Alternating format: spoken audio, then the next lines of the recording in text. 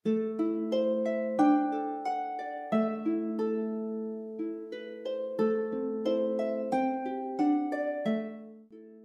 pagpapatuloy, naalala ni Pharma ang sinabi ni Eleanor tungkol sa isang nakatataas na templo o religious organization sa buong bansa. Sila ang nagbibinyag sa mga maharlika kung karapat-dapat ba itong gumamit ng divine arts, at sila rin ang nag-a-assign kung sino ang magiging hari o reyna ng bansa. At nabanggit din niya na tungkulin din nilang puksain ang mga masasamang espiritu, at ang mga maharlikang umaabuso sa paggamit ng divine arts. Bumalik sa kasalukuyan at nagpakilala si Solomon, isang leader ng mga priest inquisitor. Inakusahan niya si Pharma na isang demonyo at nagbabalat kayo bilang isang bata.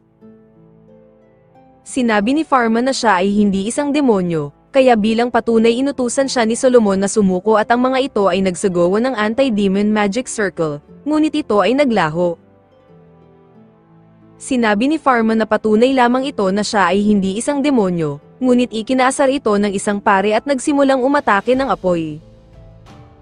Pero nagawang tanggalin ni Pharma ang oxygen upang ang apoy ay maglaho, kaya naman ang isa ay nagcast ng ice blade ngunit nakagawa si Pharma ng nitrogen barrier upang pigilan ito.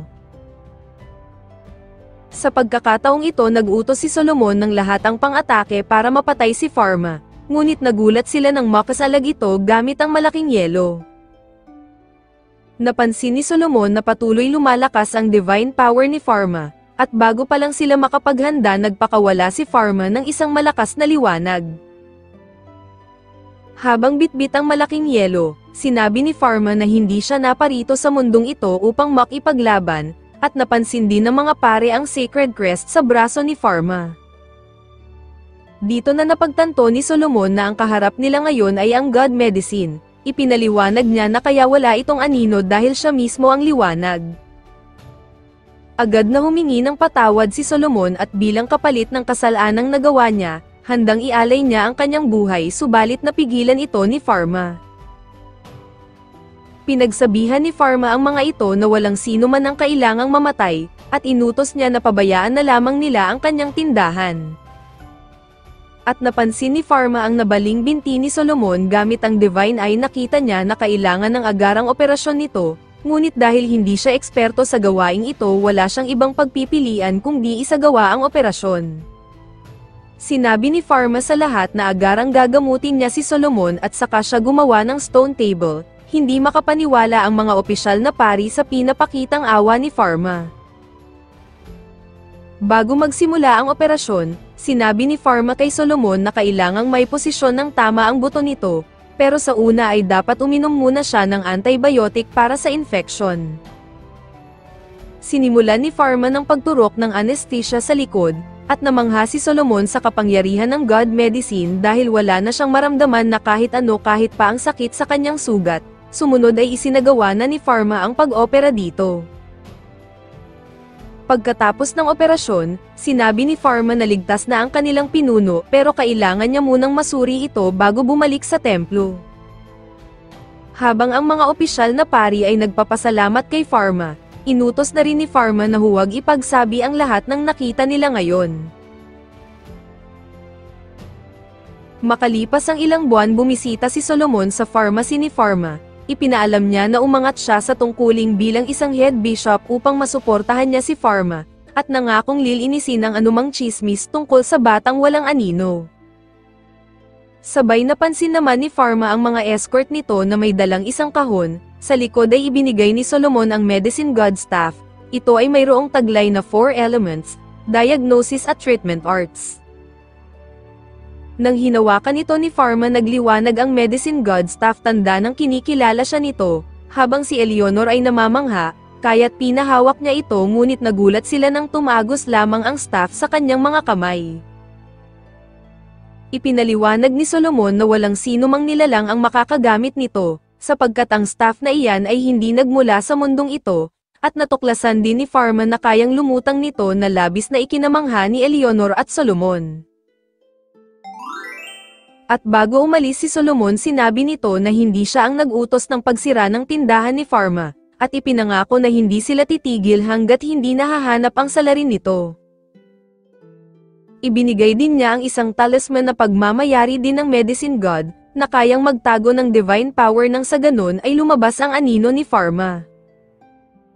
Labis na ikinatuwa ito ni Pharma, at ipinahayag niya ang tanging pangarap lamang niya ay makapamuhay kasama ang mga normal na tao maging ang kanyang mga kaibigan at pamilya.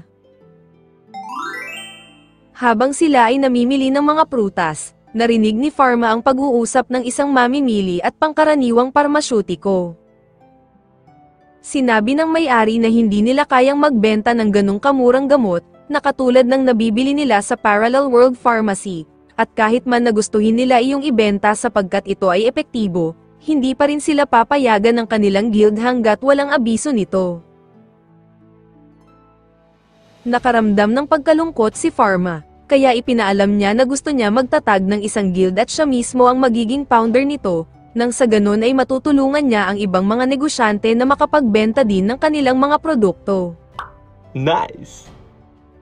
Samantala isang lalaki ang labis na nangangamba dahil malubha ang sakit ng anak nito.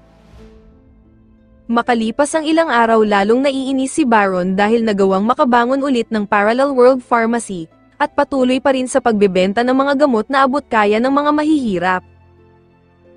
Sinisisi niya si Bruno at Pharma maging ang reyna sa patuloy na pagbagsak ng kanilang pharmacy guild, ngunit may chismis din na si Baron daw talaga ang nagpadala ng karwahe na sumira sa tindahan ni Pharma.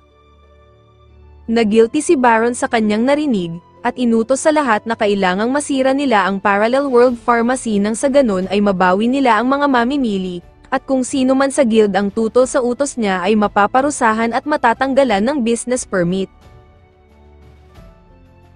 Bumalik sa nakaraan habang naglalakad si Pharma patungo sa kanyang tindahan, nakita niya si Pierre na humihingi ng tulong sa isang doktor ngunit sarado ang opisina nito.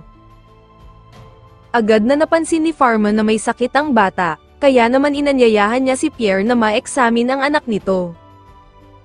Bagamat nagdadalawang isip si Pierre dahil taga-ibang guild si Pharma, sapagkat siya ay isang pharmacist din at labag ito sa patakaran ng kanilang guild, pumayag pa rin siya at nagtungo sila sa pagamutan ni Pharma. Pagdating nila sa tindahan pumasok sila sa may parteng likod ng gusali, at inakala ni Pierre na pinadaan sila dito dahil sila ay pangkaraniwang tao lamang. Pagdating sa loob agad siyang binigyan ni Pharma ng mask, at napagtanto niya na kaya sila ay hindi dumaan sa harapan, upang maiwasan na din na makahawa ang anak niya ng sakit sa iba. Sumunod ay kinuha ni Pharma ang mga basic information ng kanyang anak, at kung kailan ito huling kumain maging ang timbang nito. Sa pamamagitan nito, nalaman ni Pharma ang tamang dosage ng gamot na ibibigay niya sa pasyente nang sa ganon ay umepekto ito, at namangha naman si Pierre sa makabagong kaalaman at detalyadong pagtatrabaho ni Pharma. Napukaw ang atensyon ni Pierre nang makitang gumagamit ng divine arts si Pharma. Gayunpaman, nalaman nila na si Marie ay may trangkaso o influenza, at ipinaliwanag ni Pharma ang simpleng mode of action ng virus at kung paano ito malulunasan ng kanyang ibibigay na gamot sa bata. Nag-abiso din si Pharma na mas mabuting langhapin ang gamot, nang sa ganon diretso ito sa lalamunan kung saan nagpaparami ang pathogen na nagkukos ng sakit ni Marie. Kinagabihan malaki ang pasasalamat ni Pierre kay Pharma dahil bumaba na ang lagnat ni Marie, gayunpaman sinabi ni Pharma na agad din siyang bumalik kung sakaling lumala ulit ang sakit ng anak niya.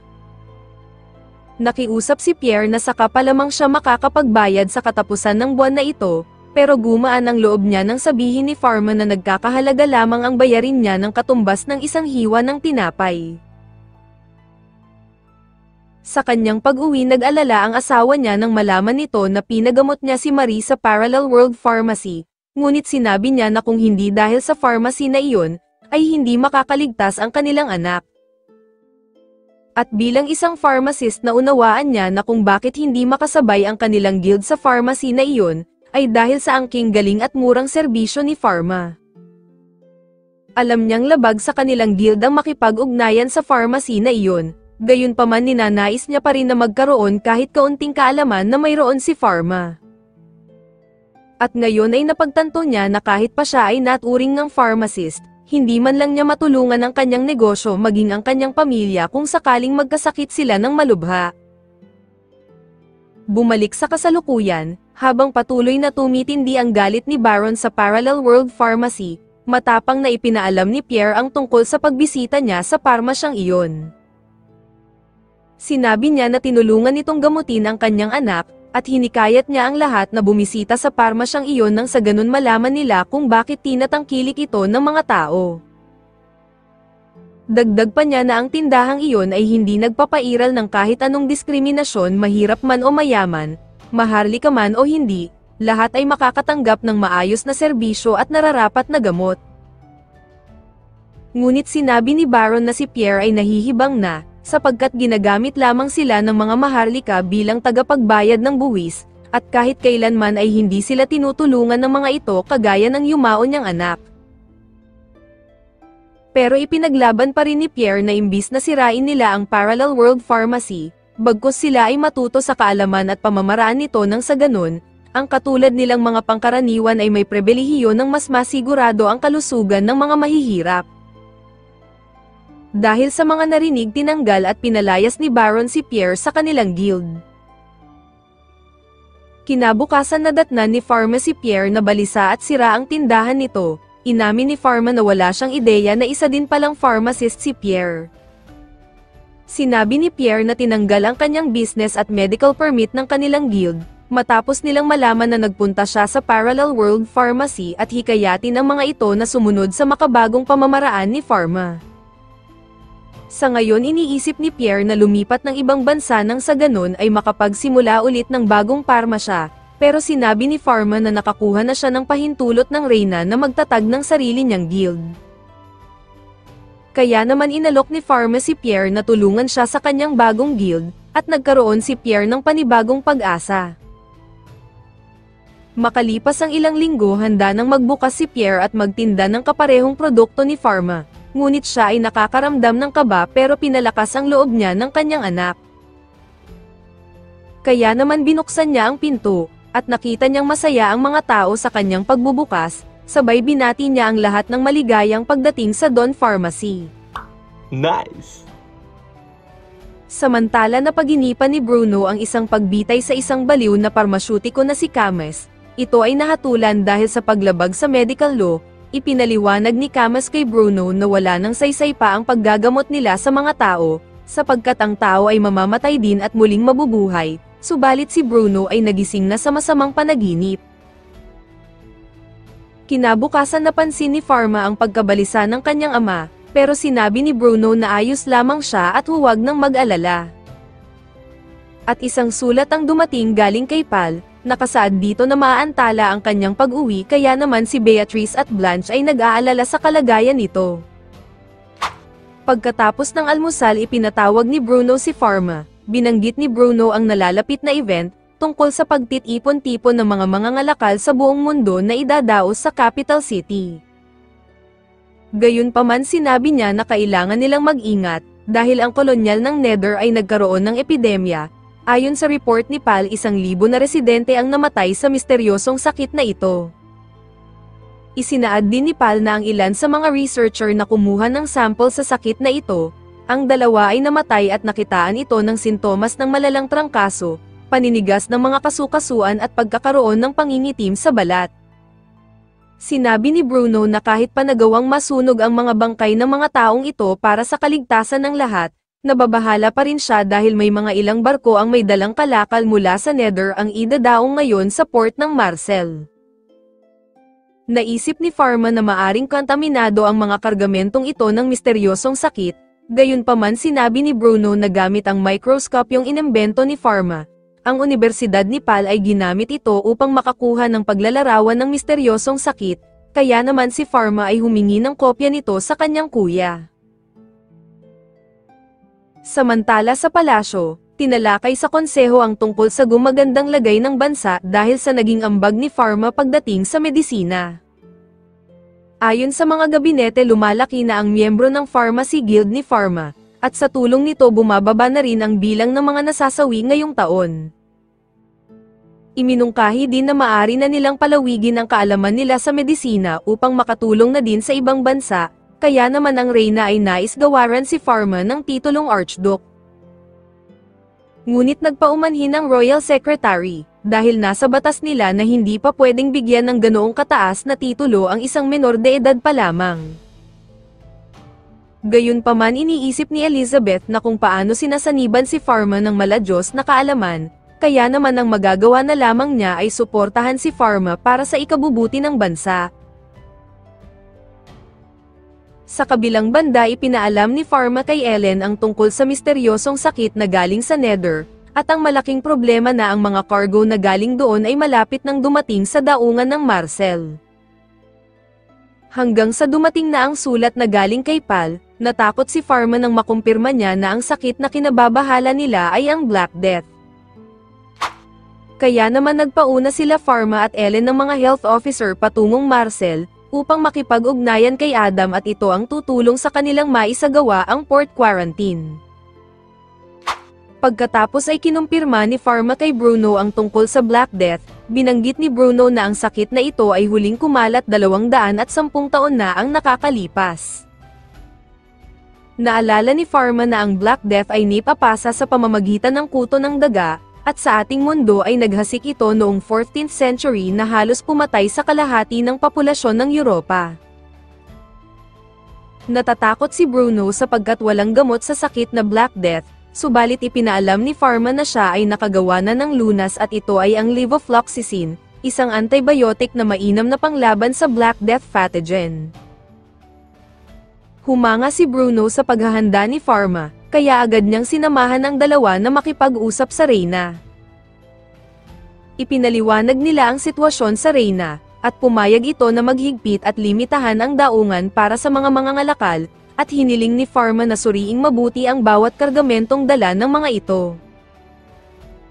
Pati na rin ang pag-uutos sa mga sakay nito na pakuluan ang mga damit nila, nang sa ganun ay mamatay ang anumang kuto ng daga, kaya agad na nag-utos si Elizabeth sa kanyang punong ministro.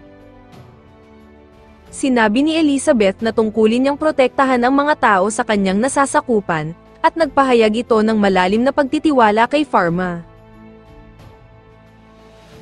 Nang maitayo na ang quarantine station, ipinagamit ni Pharma ang compound microscope kay Pierre, para sa mas maiging pag-aaral sa sakit na Black Death.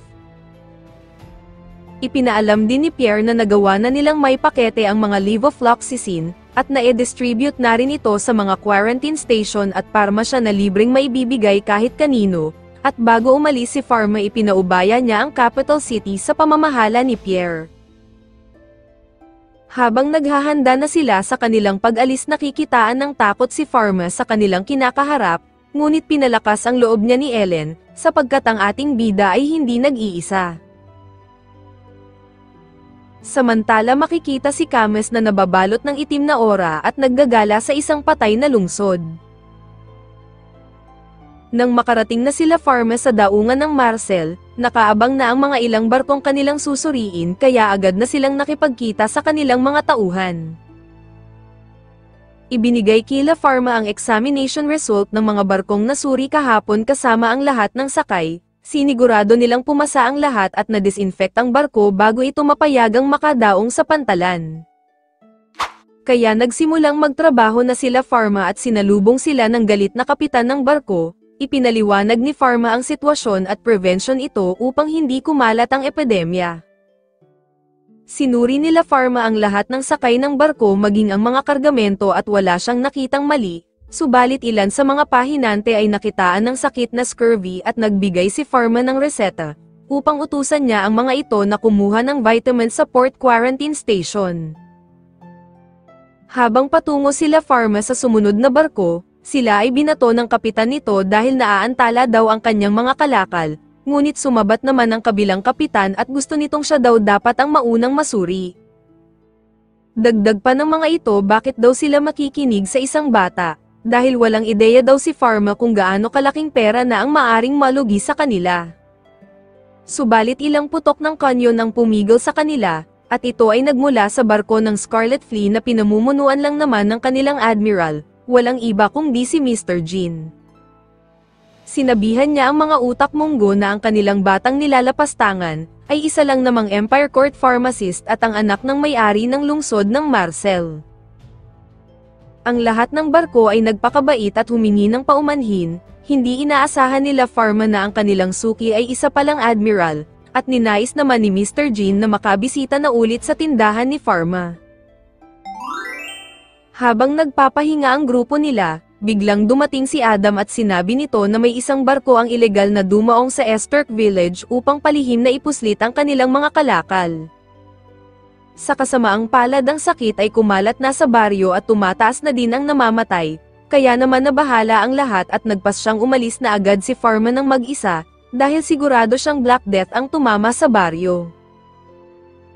Labis na nag-aalala si Ellen sa gagawin ni Pharma, at ang gawin ng trabaho nang wala ang ating bida ay hindi niya makakaya.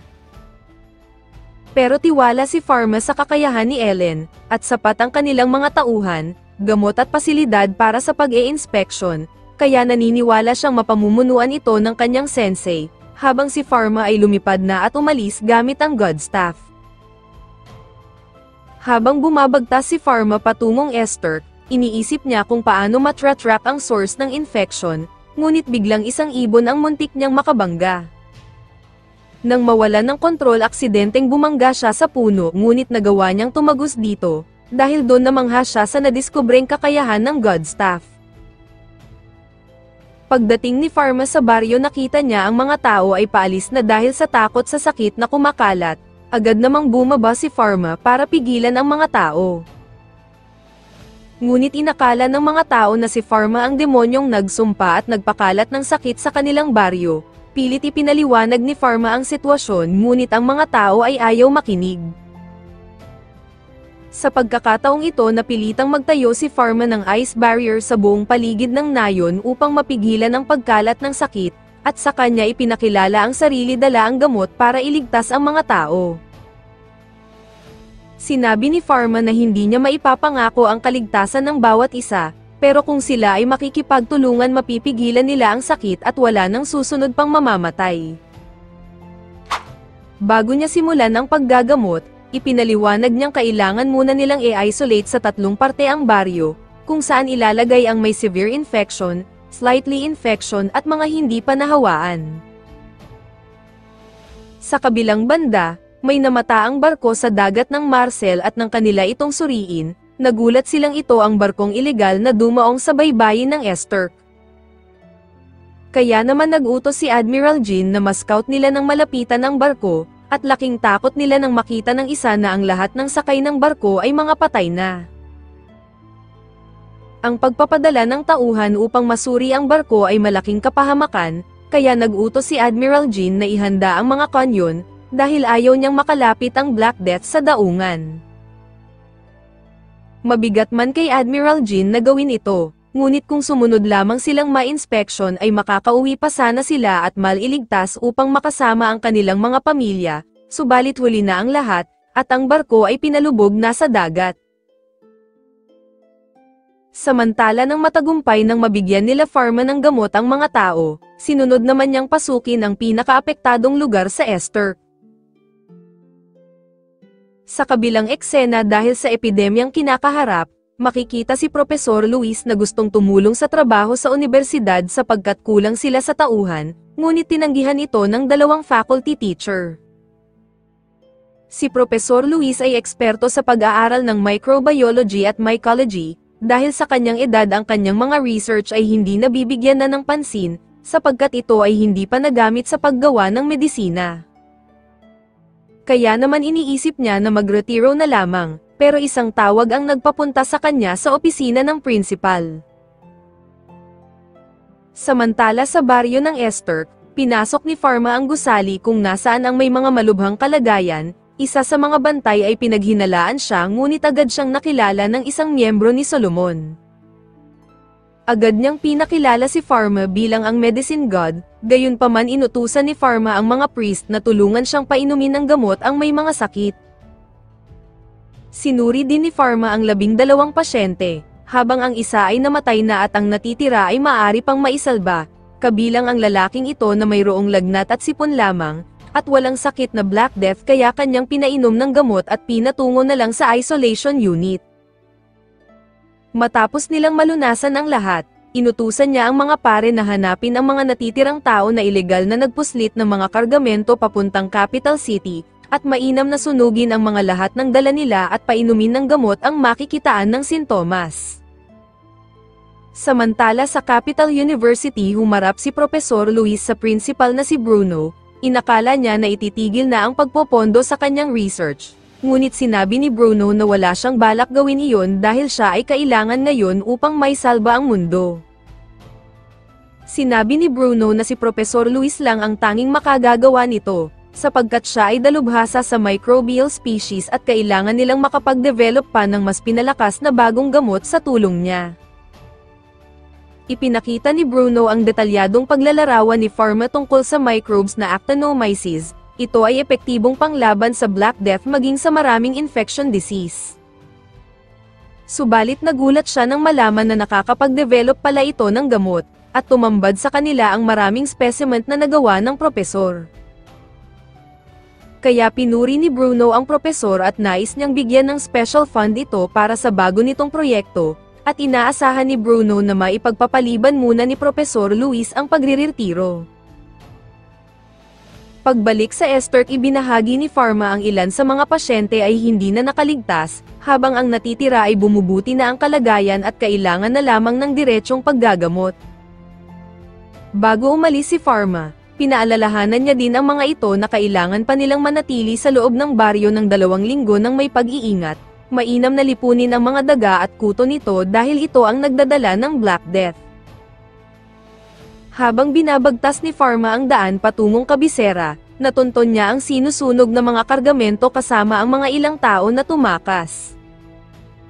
Sinabi ni Pharma na sila ay may Black Death, at kung sila ay sasagot sa kanyang katanungan ay agad silang malulunasan, at kung hindi naman ang sitwasyon nila ay mas lalong lalala.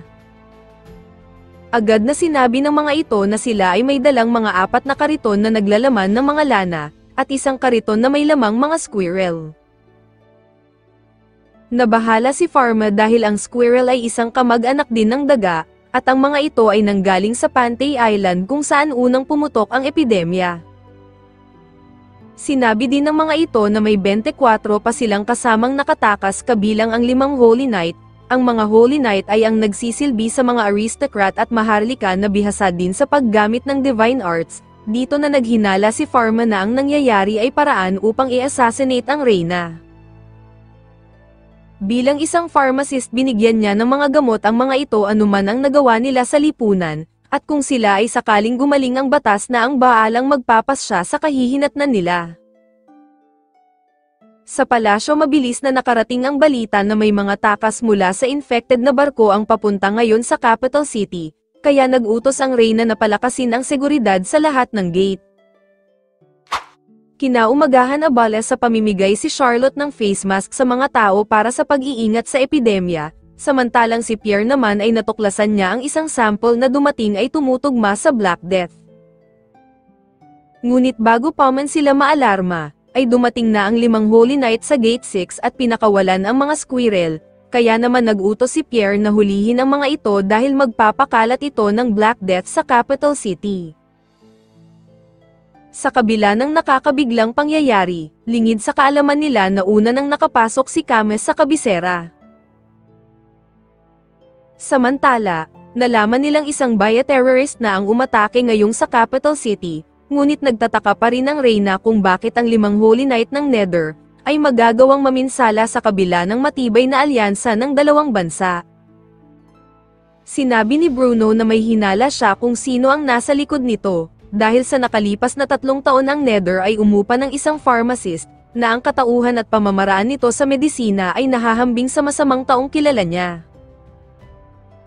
Ito ay isang henyo at magaling na pharmacist, ngunit sa kabilang banda ito ay nakailang ulit nagsagawa ng mga brutal na eksperimento sa tao. Naging biktima nito ay ang malaking bilang ng mga preso, kung saan sinubukan niya sa mga ito ang lasong kayang maipasa sa bawat isa, at ang taong ito ay ang kanyang dating kaibigan na si Cames na dapat ay matagal nang patay sa nakaraan. Sa kabilang dako halos hindi mapigilan ng puwersa ng kaharian ang 5 Holy Knight, ngunit bago pa man makatakas ang mga ito, dumating si Solomon at ginamitan niya ng Wrath of God ang mga kalaban upang maselyuhan ang kanilang mga divine arts. Samantala dumating na si Pharma sa capital city, nakita niya na kumalat na ang sakit sa mga tao, hanggang sa napansin niya ang mga flying squirrel na pinagmumulan ng infection. Hanggang sa nagkita sila ng kanyang ama at pinuntahan ang pinagmumulan ng kaguluhan, dito nila napag-alaman na ang mga kabalyero ay walang alam sa Black Death. Sinabi ng mga ito na napilitan silang gawin ang pag-atake, dahil bihag ng isang demonyo ang kanilang mga pamilya at mga tauhan, at ayon sa paglalarawan ng mga kabalyero sa demonyong ito, nakumpirma ni Bruno na ang may pakana ng lahat ng ito ay si Cames. Samantala dahil tumigil na ang pagtunog ng kampana, sinubukan ni Charlotte na bumalik sa kanilang parmasya dahil nakita daw nito na nakabalik na si Pharma. Ngunit sa mga oras na ito biglang naramdaman ni Pharma ang presensya ni Cames at agad na nagtungo sa tindahan. Nang makarating ang dalawa sa parmasya, agad na naunang pumasok si Charlotte ngunit naghinala si Cedric na kung bakit nakabukas na agad ang bintana at kasalukuyang nakalock pa rin ang pinto. Sa pagpasok ni Charlotte ay nakaramdam siya ng takot, ngunit sa pagsunod ni Cedric sa kanya bigla itong sinaksak ni Cames sa likod at agad na sinunod naman siya ni Cames. Dumating din si Pharma at nakita niya na may dalawang tao ang kasama ng itim na anino, kaya agad na tumungo ang mag-ama at doon naabutan nila si Cames habang ang dalawa ay sugatan. Habang patuloy na tumutunog ang kampana, nagpas siyang harapin ni Bruno si Cames habang si Pharma ay nalaman niyang may lason ang kutsilyong panang saksak sa dalawa niyang kaibigan. Nabahala din siya nang malaman na multiple poison compound ang ginamit sa kanyang mga kaibigan, kaya sinubukan niyang burahin ito at sa kabutihang palad ay nagtagumpay si Pharma. Sa pag-atake ni Bruno ang kanyang Icicle Prison ay hindi umubra sa black magic ni Cames, at madali lamang natalo si Bruno upang ipagpatuloy ni Cames ang kanyang plano. Labis na namamangha si Cames sa mga imbensyon ni Pharma, at ang tanging nais nito ay ang ipakalat pa ang sakit para malaman kung sino ang muling mabubuhay, para maisilang ang mas pinalakas na tao. Tinangkang gumawa ni Cames ng bagong lason subalit binura ito ni Pharma, dahil doon lalong nagalit si Pharma at sinabing si Cames lamang ang hindi niya kayang pagalingin. Nagpakawala si Pharma ng malakas na suntok kay Cames na umabot at bumutis sa likod ng gusali, at saka pinasundan niya ng pagtusok ng kanyang tungkod na itong tumapos kay Cames. Sa pamamagitan nito isinaboy ni Pharma ang spell na Purification Sanctuary sa buong capital city, at nasaksihan ng lahat ang liwanag na tumapos sa epidemya sa lungsod.